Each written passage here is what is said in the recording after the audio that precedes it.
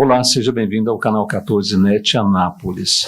Hoje eu tenho o prazer de recepcionar e receber aqui nos estúdios um amigo, professor da Faculdade Católica de Anápolis, Edinaldo. Seja bem-vindo, Edinaldo. Tudo bem? Ô, meu amigo, o prazer é sempre meu. Sempre bom revê-lo.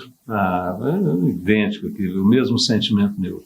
Edinaldo, a gente proseou aquela vez que nós encontramos lá na Faculdade Católica e eu achei muito interessante, foi um dos motivos que eu te convidei hoje para que a gente possa comentar sobre esse livro do George Orwell. É isso mesmo? Isso. Né? Sobre 1984. O que ele tem a nos dizer? O que você poderia nos informar e para a gente aprender algo, para não ficar dependendo tanto, num momento tão assim, tão conturbado de esperança e desesperança, de certeza e incerteza, de confiança e desconfiança. Parece que há uma duplicidade do sentimento, né? O positivo e o negativo caminhando assim de uma maneira que deixa a pessoa até a certo ponto um pouco perturbada. E ela acaba também não tendo aquele mesmo sentimento de que está captando algo que está enviando para ele, no caso a informação, dos acontecimentos locais, municipais, estaduais, nacionais e mundiais, que ele está absorvendo tanta coisa e de tantas maneiras, que ele tem hora que ele fala assim, eu já não estou querendo me interessar em nada. Né? Eu já não consigo mais nem acessar nada, que eu não estou entendendo em nada. Né? E eu queria que você, lógico, eu sei que você tem um conhecimento amplo disso e nós vamos esclarecer muito a você, viu? Eu espero que você tenha uma abertura bem saudável de aprender, porque quando a gente aprende, eu gosto de falar isso toda vez, a gente não depende. E se a gente passar a não depender tanto de tantas coisas, de tantas pessoas, de tantas entidades, a nossa vida vai melhorar muito mais. E aí, meu amigo, o que você me diz a respeito disso? Bom, diante, eu diria, dessa introdução, eu, antes mesmo de falar da obra, eu gostaria de propor, a título de analogia, quando você fala de muita informação, de confusão, e isso tudo gera, eu diria, uma sensação de se sentir realmente perdido, você não sabe a quem dar ouvidos. Eu me lembro uma vez, por exemplo, naquele contexto da pandemia, um amigo me perguntou, mas, Edinaldo, o que está acontecendo, cara? O que fazer? Tanta informação, a quem nós devemos dar ouvidos e tal? Eu confesso que na oportunidade eu não tinha uma resposta objetiva, eu não tinha critérios objetivos. Eu falei, me dá um tempo que eu vou tentar entender um pouco melhor para depois responder. Nesse tempo, eu fui estudar, pesquisar, enfim, sabe a sensação que eu tive? É que eu estava num deserto, e nesse deserto, muitas vozes ao mesmo tempo, cada um dizia uma coisa, do tipo, vem para cá, vai para ali, faz isso, faz aquilo. Me senti perdido, continuei perdido. Nessa situação, me lembrei muito da filosofia da linguagem, me lembro de trabalhar isso com alguns alunos. Você, quando está perdido e ouve uma voz familiar, o que acontece? Você encontra o norte, não é mesmo? É mesmo. Num deserto, perdido, aquele monte de ruído, de vozes diferentes, que você não conhece, cada uma dizendo para você fazer isso ou aquilo, e de um lado para o outro, enfim, você continua perdido, mas se você ouve uma voz familiar, o que acontece? Você se orienta e você segue na direção dessa voz, não é isso? É isso. E qual voz nos deve ser familiar? Eu te pergunto. A voz da verdade. A verdade nos orienta, ela é lâmpada para os nossos pés. E talvez agora você está se perguntando, mas onde está a verdade? Quem confirma essa verdade? Quem confirma a verdade, evidentemente, é a realidade. Eu tenho que lutar para descobri-la, para tirar o véu. Sabe por quê? Porque tem muita gente tentando encobri-la. Tem muita gente lutando para, em vez de tirar o véu, colocar mais véu. Sim, colocando mais véu. E o que eu quero dizer com tudo isso? Quanto mais camadas de mentiras, mais difícil é chegar à verdade. E quando se fala, por exemplo, de uma obra como 1984, né, ela deve ter sido... Ela começou a ser escrita em 1948, acho que foi publicada em 1949, salvo engano. Não existe nada mais atual hoje. Vale a pena, você que não leu ainda essa obra, leia, estude. Tanto é que tem muita gente produzindo um monte de conteúdo sobre ela, porque não existe nada mais atual. Você pega 1984, A Revolução dos Bichos, do mesmo autor, George Orwell, e pega outros aí, por exemplo, clássicos da distopia, como O Admirável Mundo Novo, Fahrenheit 451, enfim, extremamente atuais. No caso de 1984, antes de começar a falar da obra propriamente dita, aqui eu não estou para falar de esquerda, direita, falar mal de A ou B. Para mim isso não interessa, porque me lembro, por exemplo, da Ana, né? A Ana Roosevelt, que ela dizia que grandes mentes discutem ideias, mentes medianas discutem eventos, mentes pequenas discutem pessoas. Então não estou aqui para perder tempo e nem para fazer com que aqueles que nos assistem também percam o seu. Então, ideias. Então, quando se fala de ferramentas, quando se fala de manipulação, e a gente olha para 1984 e olha para os nossos dias, eu convido você a imaginar uma coisa que eu acredito que nos ajuda muito a entender tudo que está acontecendo. Isso eu me lembro de um grande amigo, né, foi professor e hoje um grande amigo.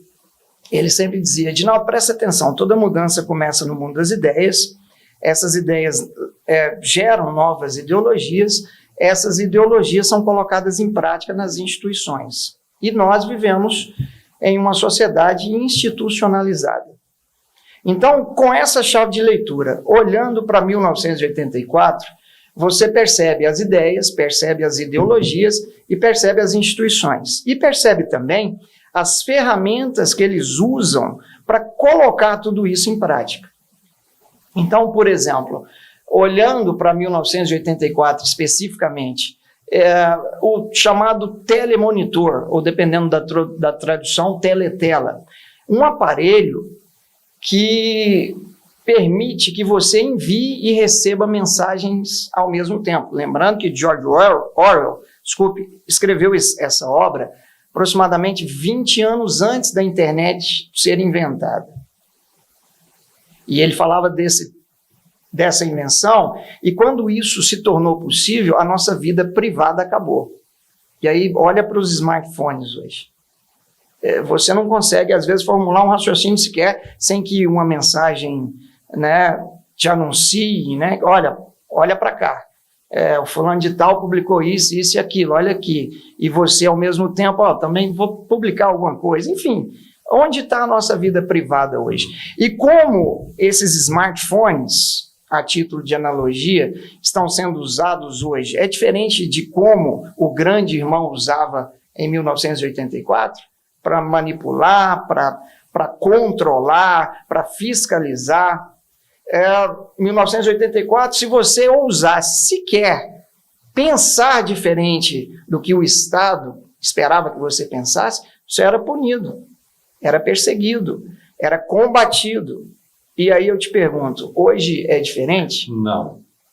Você não agradou à perseguição mesmo, você está fora do ninho, eles não têm interesse nem você, nem no que você pensa, nem no que você pode fazer ou deixou de fazer. Você simplesmente é anulado.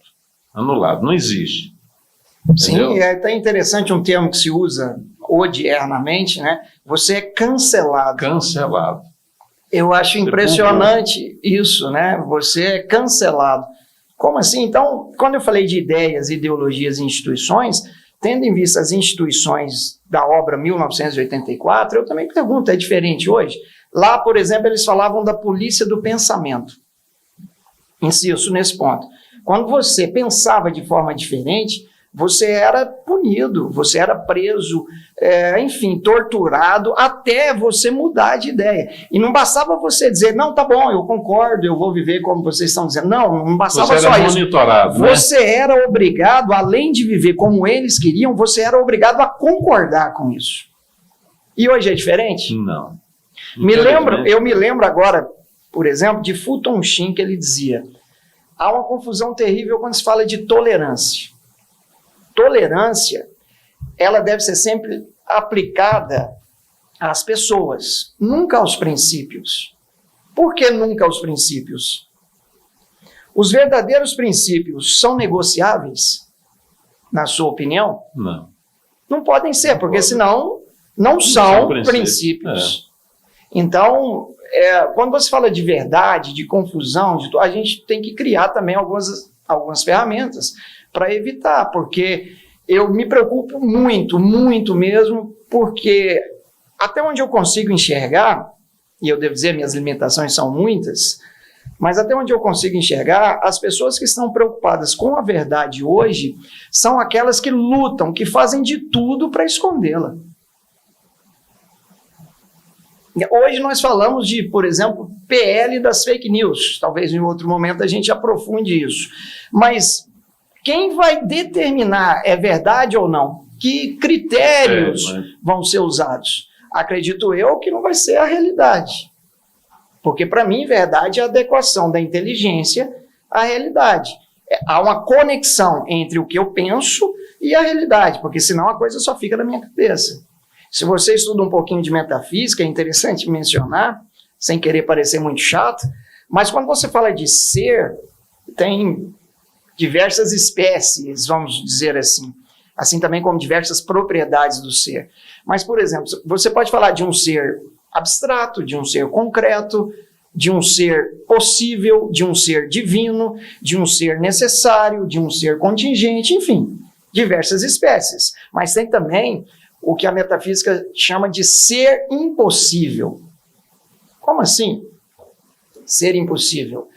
Por exemplo, um triângulo com 2 lados. É possível? Não dá. Não dá. E eu poderia passar aqui a tarde inteira dando esse tipo de exemplos. Mas tem coisas que não dá, são absurdas. E essas coisas estão sendo, muitas vezes, empurradas goela abaixo. Assim como o grande irmão, o Big Brother, fazia na obra. Por exemplo, o Winston, que era o protagonista, foi obrigado a acreditar que 2 mais 2 eram 5, porque o grande irmão queria assim. E, como eu disse, não bastava apenas ele acreditar, mentir. Ele tinha que acreditar e gostar daquilo, e fazer aquilo como se fosse realmente real 2 mais 2, 5. Sim. E é diferente hoje? Infelizmente, não. E eu te pergunto, quem está preocupado com isso? E lembra, instituição, Polícia do Pensamento, eles tinham lá também o que eles chamavam de Ministério da Verdade. Qual que era a função do Ministério da Verdade? Brincadeira. Mentir. Mentira. Tinha, por exemplo, o Ministério do Amor. Eu fui convidado recentemente a falar sobre violência contra mulheres e crianças. Eu tinha 3 minutos. Bom, uma tarefa quase impossível, né? Mas falei, bora lá, o desafio está aí, vamos tentar. Pedi a Deus sabedoria e fui, né? O que me veio à mente, a princípio, foi o seguinte: mais uma vez, metafísica, que, a meu ver, são coisas inegáveis, princípios. Todo efeito tem uma causa, não tem? Tem. Concorda? Concordo. Muito bem. No caso da violência contra mulheres e crianças, não é diferente. E, nesse caso específico, evidentemente, tem várias causas que merecem ser estudadas, combatidas, rechaçadas, não é isso? Bom, mas todas essas causas começam com a negação do amor. Você nega o amor, evidentemente, aspectos como a violência vão brotar em larga escala, não é mesmo? Só que aqui eu não falo de um amor romantizado, muitas vezes desfigurado, como a gente ouve por aí. Prova da nossa ignorância em relação ao amor hoje é que muita gente anda por aí dizendo, vamos fazer amor. Imagina, é um absurdo. Eu não estou falando desse amor romantizado, desfigurado, que é puro sentimentalismo raso, não é isso. Eu estou falando do amor no sentido próprio, o amor como fruto da vontade. O amor como fruto da vontade pressupõe necessariamente o querer bem, o proteger, o cuidar. Esse amor que, por exemplo, se você apela para a Sagrada Escritura, você percebe que ele tudo suporta, ele tudo crê, ele tudo espera, ele tudo perdoa. Enfim, o amor em si. Aí, nesse caso da violência contra mulheres e crianças, imagine essa sala aqui cheia de explosivos, detonadores, e a gente coloca tudo isso aqui e detona. O que vai acontecer? Vai explodir, evidentemente. Aí você me diz que vai ficar surpreso porque explodiu? Você fez tudo para que explodisse. O que eu quero dizer com isso? Nós estamos fazendo tudo para que a violência aconteça. No nosso caso específico aqui, de 1984, nós estamos nos conformando com tudo que nos é dito. E batemos no peito e dizemos, não, tá certo. Se o Ministério da Verdade disse que é verdade, é verdade. Se eles dizem que 2 mais 2 são 5, 2 mais 2 são 5. Se o Ministério do Amor, por mais que ele promova o ódio, mas se é ele que está promovendo, ótimo, é amor. E quem está questionando isso? Quem está tentando ir além das aparências? Quem está tentando, romper esses grilhões? Os grilhões que o grande irmão nos apresenta. É preocupante isso, porque as ferramentas são muitas. Por exemplo, dentro desses ministérios tinham vários departamentos. Por exemplo, o departamento de registros. Como funcionava esse departamento de registro? Acontecia uma coisa qualquer aqui, mas essa coisa, esse fato que aconteceu não está de acordo com os interesses do Estado, o que eles faziam? Eles manipulavam tudo de acordo com os interesses do Estado. Usavam jornais, TV, música, panfletos, cartazes, a propaganda em geral. É diferente conosco hoje? Nenhuma diferença. Então a gente percebe todas essas ferramentas hoje de uma maneira, eu diria, muito mais eficaz, muito mais rápida, muito mais abrangente. Está entendendo? Então, se você olha para 1984, a obra 1984, e olha para a nossa realidade, é assustador o que podemos inferir a partir daí. É incrível mesmo, é uma possibilidade anterior com a realidade presente, sem mudar nada.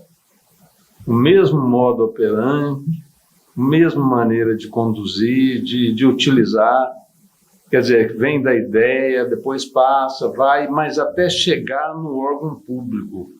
Eu até quero te fazer uma pergunta.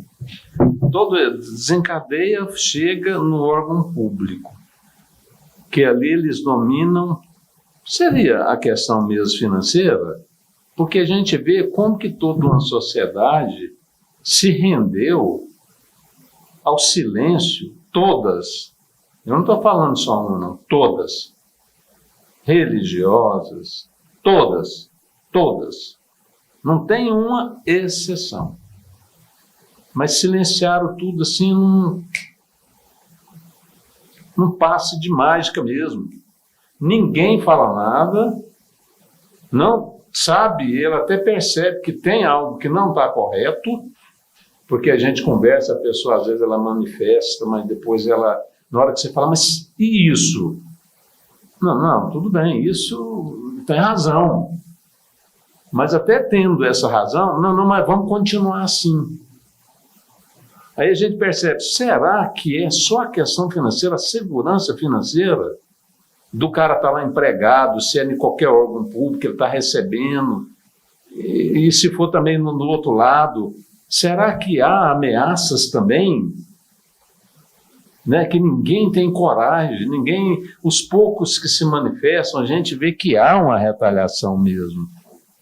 Igual, idêntica, com a de 1949, quando teve início, e o relato do George Orwell, entendeu? Quer dizer, você vê assim, como pode ser assim tão presente? Quer dizer, e essas pessoas que estão conduzindo essa ideologia, eles estão conduzindo e fomentando isso com dinheiro nosso.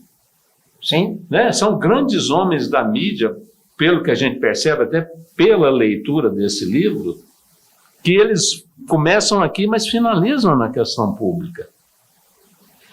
Sim, com certeza, porque lembra, nós vivemos em uma sociedade institucionalizada. O Estado, evidentemente, é uma instituição, não é mesmo?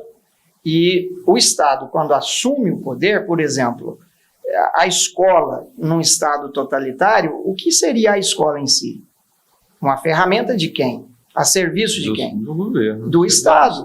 E se você olha para a obra de George Orwell e olha para o que está acontecendo hoje e faz, mais uma vez eu repito, uma analogia, insisto, é assustador, porque quando você fala de técnicas, de ferramentas, por exemplo, tanto em 1984, como na obra A Revolução dos Bichos, Admirável Mundo Novo, Fahrenheit, são estados totalitários. E aí vocês perguntam, mas por que os personagens envolvidos na trama, ou seja, por que as pessoas, ou os animais, no caso da Revolução dos Bichos, por que eles se sujeitaram a isso? Que tem a ver com a pergunta que você fez. É dinheiro? É isso? Ou aquilo? É uma série de coisas. Por exemplo, em 1984, as pessoas se sujeitam a isso por causa do medo, por causa da violência que o próprio Estado impunha, os castigos, as prisões, as mortes, a miséria. Enfim, tudo, a miséria, porque, por exemplo, quando eu falo de departamentos, eles tinham o Ministério da Fartura. O que o Ministério da Fartura fazia? Promovia a fome, a miséria, porque quanto mais miséria, mais fácil para se manipular o povo. Eu acho interessante, nesse ministério, né, o Ministério da Fartura, que eles fazem uma promessa, numa determinada parte do livro, eles fazem uma promessa. Olha, a ração de chocolate, que agora está 30 gramas, não vai diminuir. É uma promessa do grande irmão. Pouco tempo depois, o grande irmão diminui essa ração para 20. 30 gramas já era um absurdo, mas diminui para 20. E aí, é claro, o povo percebe. Mas olha, nós fomos obrigados, a primeira parte da propaganda, da mentira, nós fomos obrigados a diminuir a ração porque a guerra se intensificou. Então, temos que tirar um pouco da nossa alimentação. Um justificativo inquestionável. Sim, né? Para salvar o nosso país, para que todos não pereçam, para que o nosso país, nossa nação não pereça. Enfim, levou o povo para uma miséria maior ainda. Mas isso não é tudo. Eles fazem ainda pior. Isso foi a primeira parte só da mentira. A segunda parte é devastadora, porque a segunda parte coloca na cabeça do povo que a ração não foi diminuída. A ração estava em 10 gramas e o grande irmão passou para 20. Nossa. Você percebeu? Aí talvez você me diz assim, mas isso é absurdo, Edinaldo, ninguém aceita isso. Ora, não aceita? Olha para a nossa realidade. Nós vivemos momentos difíceis, esses momentos pioram ainda mais em virtude de uma má gestão, da corrupção, enfim, não quero nem me prolongar, porque é chover no molhado, e aí a coisa piora, mas aí vem a mídia, vem a imprensa, vem revista, vem tudo, não, está melhorando. Era necessário. Primeiro, era necessário, mas agora está melhorando. Enfim, não precisa ser um gênio para perceber isso. Você está entendendo o que eu quero dizer? Então, precisamos pensar sobre isso. E é interessante o que o Estado faz ainda como ferramenta. O Estado totalitário da obra de George Orwell. Eles usam tudo para diminuir a capacidade de argumentação, capacidade de raciocínio. Por exemplo, eles trabalham também em um dos departamentos, um departamento que cuida de um novo dicionário. É o dicionário da chamada nova língua, ou nova língua. Ao contrário de todos os outros dicionários, em vez de incorporar mais palavras, não, esse dicionário diminui, vai reduzindo cada vez mais. Então, se você tira, por exemplo, a palavra justiça, se você tira a palavra amor, se você tira a palavra verdade, como que você vai defender esses aspectos da nossa realidade se você não consegue nem expressar essa dimensão da realidade? Como que você vai argumentar? Impossível. Aí eu te pergunto, é diferente conosco hoje? Não. Nosso vocabulário é cada vez mais reduzido. E um outro fenômeno que eu gostaria de observar da atualidade, a mudança nos termos. Por exemplo, aqui eu não quero escandalizar, talvez escandalize alguns, mas é para levar a pensar mesmo. Eu vou adotar um cachorro. Eu vou interromper a gravidez. Aqui eu não quero ser mal interpretado, por favor. Talvez seja cancelado por má interpretação, mas já que a gente está aqui para fomentar algumas discussões, algumas observações, não tem nada a ver com homofobia, não tem nada a ver. Mas, por exemplo, eu li uma vez uma manchete, dizia o seguinte: homem grávido. Aí eu fiquei me perguntando, mas é possível um homem grávido? Perguntei isso não a partir de religião, a partir de sei lá, fanatismo alto. Não, perguntei isso a partir da metafísica. Lembra da metafísica? Ser impossível, triângulo com dois lados. Eu fiquei me perguntando, é possível um homem grávido? Então, mudanças que vão acontecendo, que muitas vezes aparentemente são insignificantes, não tem problema nenhum, que talvez vai promover o caos. Eu também poderia citar vários exemplos de mudanças na terminologia. É como se você mudasse a terminologia e mudasse a realidade. O governo é mestre nisso. Estamos promovendo uma educação inclusiva. E aí, muitas vezes, sem estrutura nenhuma, sem profissionais adequados, enfim, sem a mínima estrutura, aí pega alguém que tem algum déficit e joga lá dentro da sala. E está chamando isso de inclusão. Mas é verdadeiramente incluir? Você está entendendo o que eu quero dizer? Tô. Quando se fala de racismo, disso ou daquilo, aí fala de cota, fala disso, fala daquilo. Isso está combatendo realmente o racismo? E vão mudando os termos, como se mudasse a realidade. Essa engenharia é a mesma que aconteceu? Sim, com certeza.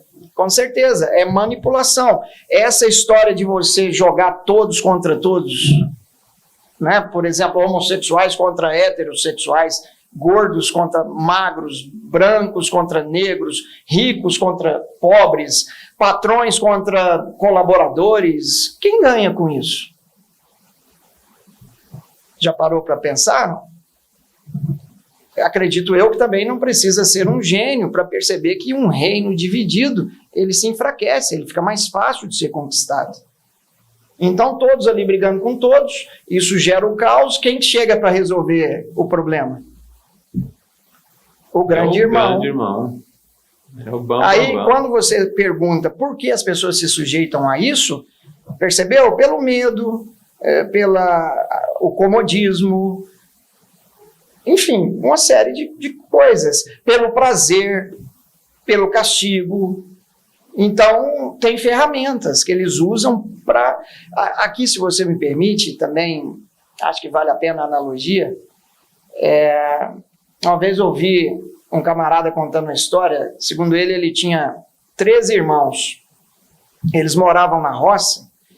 E aí, a mãe, imagina, cuidar da casa, cuidar da comida, cuidar da roupa dessa galera toda, enfim, cuidar de tudo e ainda cuidar dos menores, porque os maiores já estavam ajudando o pai na roça, mas os menores, que eram muitos, estavam ali. E ela, naquela dificuldade toda, então ela teve a brilhante ideia: eu vou criar um grande caixote, vou colocar essas crianças dentro desse caixote, que aí fica mais fácil de controlá-las. E assim ela fez. Quando eles estavam mais agitados ali dentro, ela preparava uma limonada, um bolo de fubá, e eles se acalmavam. E assim a vida seguiu, e ela teve, eu diria, uma facilidade maior para vigiar, para controlar. O diabo viu isso e pensou: cara, excelente ideia dessa senhora. Eu também vou construir um monte de caixotes. E aí veio o assessor do diabo e disse: mas o senhor das trevas, o senhor vai construir esse caixote, vai colocar as pessoas lá, mas só vai funcionar enquanto essas pessoas forem crianças, enquanto elas não tiverem noção que estão dentro de um caixote sendo manipuladas. O diabo disse, não, fica tranquilo que eu já pensei nisso. Eu vou criar os caixotes, vou colocar as pessoas lá dentro e vou colocar dentro da cabeça dessas pessoas que dentro do caixote é que elas são livres, dentro do caixote é que elas estão bem, dentro do caixote é que elas estão seguras. Você está entendendo? Estou entendendo. É igual o pássaro, né? Ele está na gaiola, ele está em paz ou está preso? Então, essa é a grande questão. Aí se você me perguntar, esses caixotes existem? Eu tenho certeza que sim. Foi o diabo que criou? Eu não vou entrar nesse mérito da questão. Mas os caixotes estão aí. Eu poderia citar inúmeros exemplos. É uma alienação mesmo, né? Sim, eu uma vez vi uma senhora dizendo, ainda bem que essas calças Saint-Tropez estão saindo de moda, porque eu me sentia muito mal usando-as. Eu fiquei me perguntando, mas minha senhora, quem a obriga? Ela, não, ninguém me obriga, eu faço porque eu quero. Mas prestou atenção na frase anterior? Eu me sentia muito mal usando. Então, se você me pergunta, a moda é um caixote, a TV já tem um formato de caixote, enfim, o dinheiro, quando ele é colocado num lugar que não se deve, ele acaba te manipulando. Eu costumo dizer que nada contra o dinheiro em si, não é isso, mas eu costumo dizer assim, onde o dinheiro toca, apodrece. Eu digo toca no mal, ou seja, a pessoa coloca o dinheiro acima de Deus, acima da família, acima dos amigos, acima de tudo, e vai apodrecendo tudo.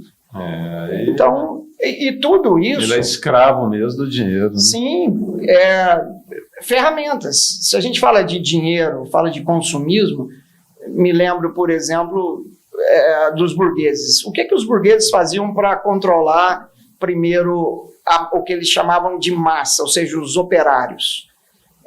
Eles tinham que trabalhar 18, 20 horas para sobreviverem, comprar ali a comida para não morrer de fome e uma roupinha para não morrer de frio, Necessidade e mesmo. 20 horas trabalhando. Chegou um tempo que o povo não suportou mais isso.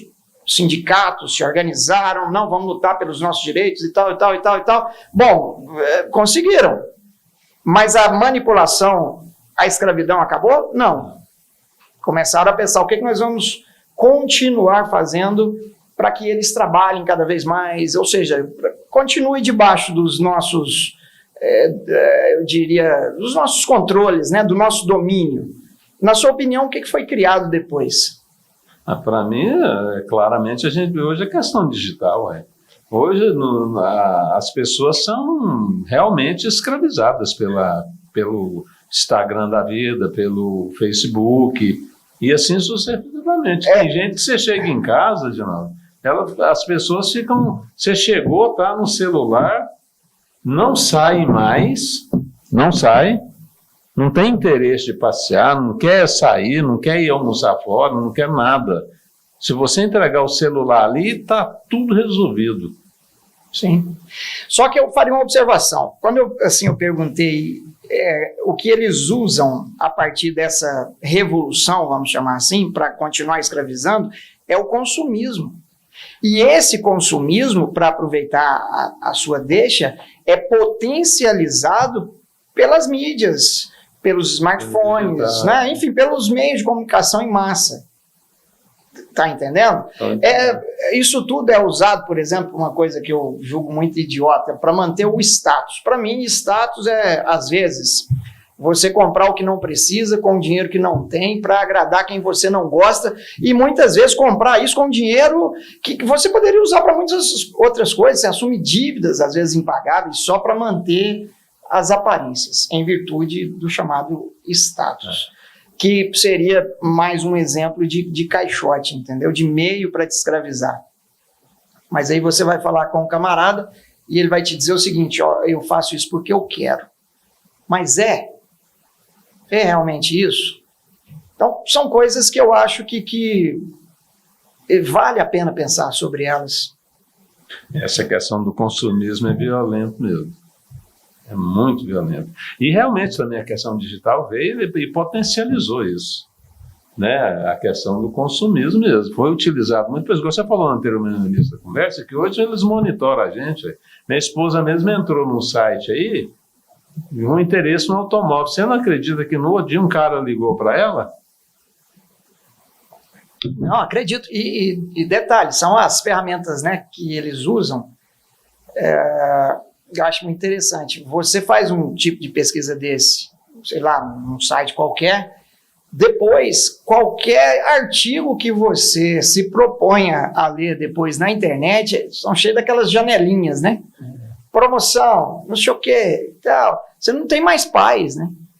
E aí, uma informação importante, que na obra 1984, os cidadãos, eles eram obrigados a estarem, né, eu diria, debaixo dos olhos do grande irmão. Por isso, o grande irmão te enxerga. O grande irmão está de olho em você.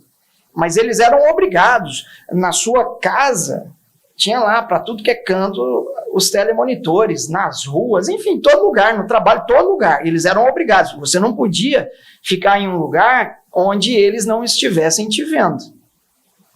Você era obrigado. Se não fizesse isso, quem entrava em cena? Polícia do pensamento. Tá entendendo? Punição, prisão, enfim, todos esses mecanismos. Agora e hoje?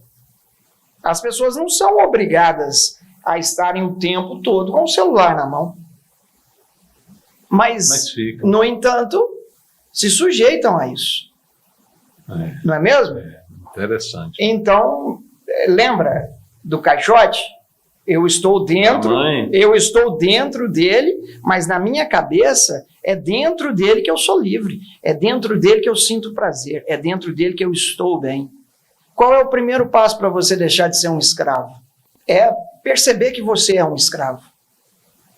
Esse é o primeiro passo para deixar de ser um escravo. Quando você reconhece a sua situação, quando você percebe a sua condição, bom, sou um escravo, estou sendo manipulado, preciso dar um jeito. Agora, quantas pessoas estão preocupadas com isso? Lembra do mito da caverna? Lembro.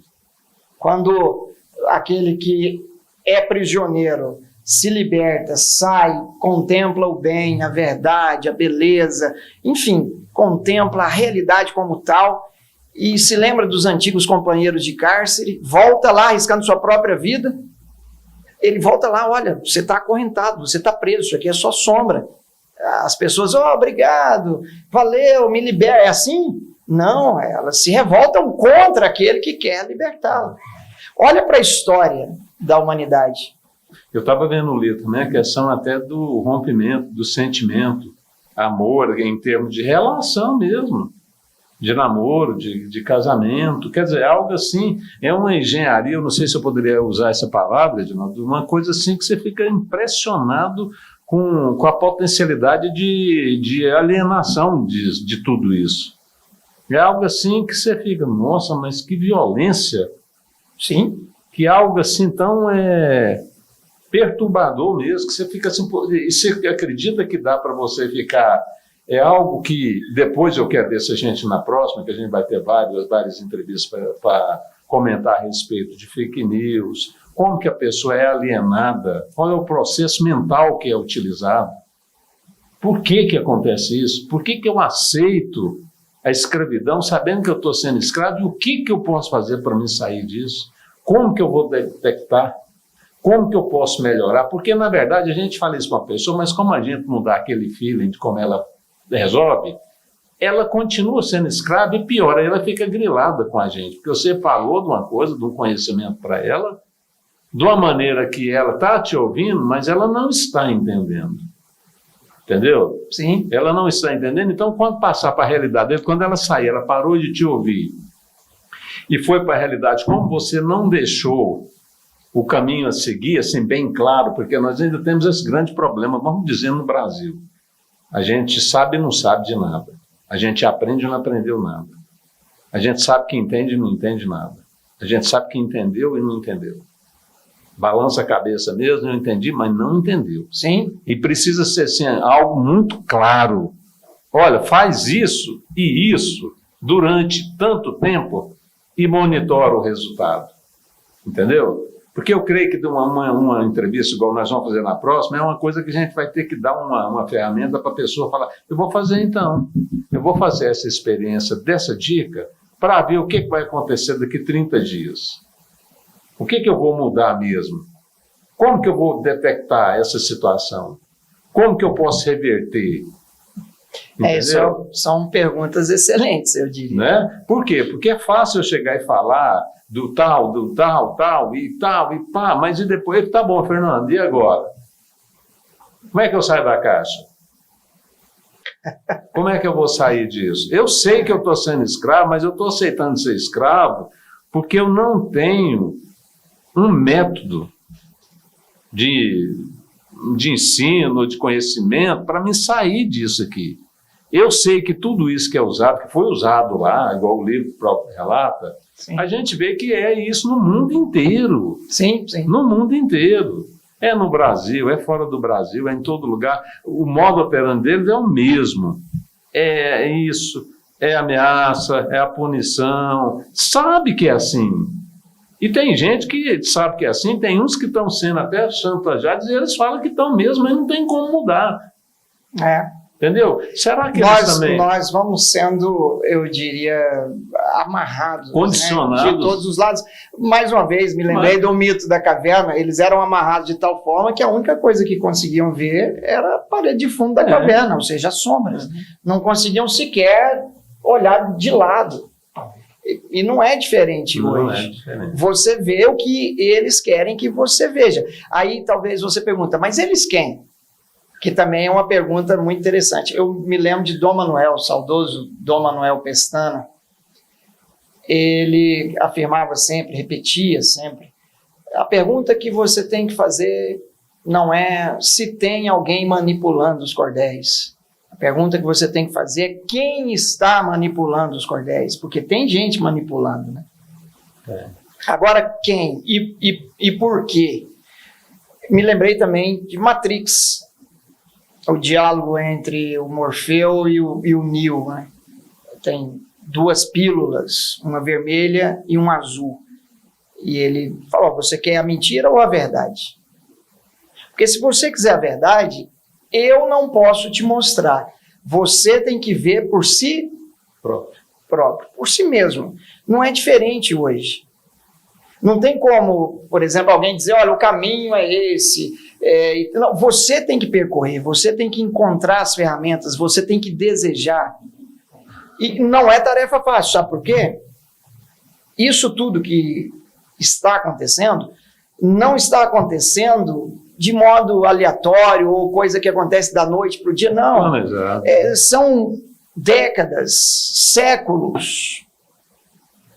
Olha para as nossas universidades, por exemplo. Me desculpa a franqueza, eu acredito que aqui, eu não estou aqui para falar mentira ou falar coisas do tipo, você é isso, ou você... Não, se você me pergunta, eu tenho 20 anos de sala de aula. Se você me pergunta hoje sobre o ensino de filosofia, por exemplo, salvo raras exceções, não existe ensino de filosofia, existe militância. E militância da pior espécie possível. Então, uma ciência que eu considero especial, que é a filosofia, porque ela te ajuda, te oferece as ferramentas para romper a casca, a superficialidade das coisas. Se uma ciência como essa está sendo usada para encobrir cada vez mais a verdade, para disfarçá-la cada vez mais, para manipulá-la cada vez mais, o que dirá das outras? Nossa. Mas vamos fazer o seguinte, vamos nos comprometer aqui, o próximo tema nosso vai ser alienação. E vamos ver se a gente consegue, professor, através das nossas ideias, ter um exercício que a pessoa pode fazer e ter um resultado de um início de sair da alienação. Por exemplo, todos esses que tiveram e têm essas ideias, certo? Eles criaram um método. Todos eles têm um método. Você pega dele, do outro, eles têm tudo que é uma cartilha mesmo. Faz isso, faz isso, faz isso, faz isso e vai chegar nisso. Então, vamos ver se a gente consegue, no próximo, que eu já deixo aqui o convite, Estou à disposição. para a gente criar o exercício para sair da alienação. Como? O que eu devo fazer? Como eu devo fazer? Em que situações eu devo fazer? Porque daí eu creio que nós vamos contribuir muito para a pessoa que está, e a gente percebe que muita gente quer sair, mas eles não dão conta. Eles não conseguem. Eles não sabem raciocinar nisso, porque essa situação, ela deixa a gente perturbado mesmo. Ela foi utilizada com esse princípio e para esse fim, de deixar dúvida em tudo. Sim. Então, tudo que você mentalizar, você vai falar, não, está certo, não, mas e isso aqui? Então, você viu que pegaram a gente muito bem. Você não consegue romper fácil. Só se você fosse desligando de tudo que está te oferecendo, desligando mesmo. Eu vou desconectar. Geral. Não é tarefa fácil. E não é fácil. Então aí, porque se nós continuarmos assim, todas as mídias do Brasil e do mundo inteiro, sem dar o remédio, a doença vai permanecer. Entendeu? Nós vamos falar, vai chegar um ponto que nós também vamos chutar o pau da barraca. Não vou falar mais nada não, que por mim que todo mundo desça a ladeira ou subir a ladeira, tanto faz. Eu me lembrei de uma coisa agora que acho que vale a pena aqui, que tem a ver em partes com o que você acabou de dizer, né, de desanimar e tudo. Lembro, salvo engano, foi Rui Barbosa que disse, eu não me lembro exatamente, mas disse, olha, de tanto ver prosperar, né, a iniquidade, enfim, a desonestidade, vai chegar um tempo que você vai ter vergonha de ser honesto. Assim, eu acredito que em pouco tempo, você, para dizer a verdade, você vai se tornar uma espécie de mártir. Porque a verdade hoje, ela é vista por muitos como algo autoritário. Eu vou te dar um exemplo que eu acho que vale a pena. Aqui eu não estou falando como padre, pastor, nada disso, mas eu vou usar a Sagrada Escritura só para tentar ilustrar. Tem uma parte do Evangelho que nosso Senhor Jesus Cristo ele diz o seguinte, você é meu amigo se fizer o que eu mando. Esse discurso hoje soa como autoritário, é ou não é? Mas do tipo, cara, mas que tipo de amigo é esse? Só é meu amigo se eu faço tudo que ele manda?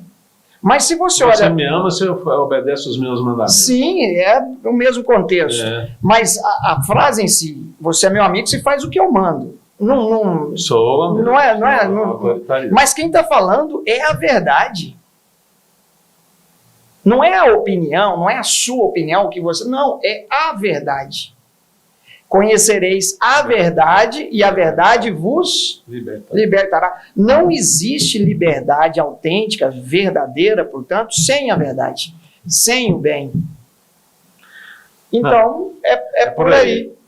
Não, beleza, Edinaldo. Então, eu fico muito agradecido pela sua presença, tá? Foi ótimo. O livro realmente é algo de cabeceira, viu? Dá para a gente refletir muito. Vale a pena. Vale a pena. É algo assim interessantíssimo mesmo. E agora, deixo as considerações para você, né, para o telespectador do Canal 14. E eu que agradeço. O convite. Eu que agradeço a oportunidade. Foi uma honra, como eu disse no início. É sempre um prazer revê-lo. E a todos do canal, meu abraço. E estamos juntos nessa batalha aí. Eu acredito que vale a pena lutar pela verdade, pelo bem. Acredito com toda certeza. Sem a verdade, sem o bem, esquece. Tudo é falácia, tudo é caos, tudo é sem sentido. Mais cedo ou mais tarde a ficha cai e você vai perceber que você às vezes se conformar ou se alienar não vale a pena. Vale não. Então, mais uma vez, muito obrigado, Edinaldo. E a você, telespectador do Canal 14, o meu muito obrigado. E lembre-se, em breve, um espaço de tempo bem curto, nós vamos convidar, já está convidado o professor Edinaldo para a gente falar sobre alienação. Tá bom? Muito obrigado, fique com Deus.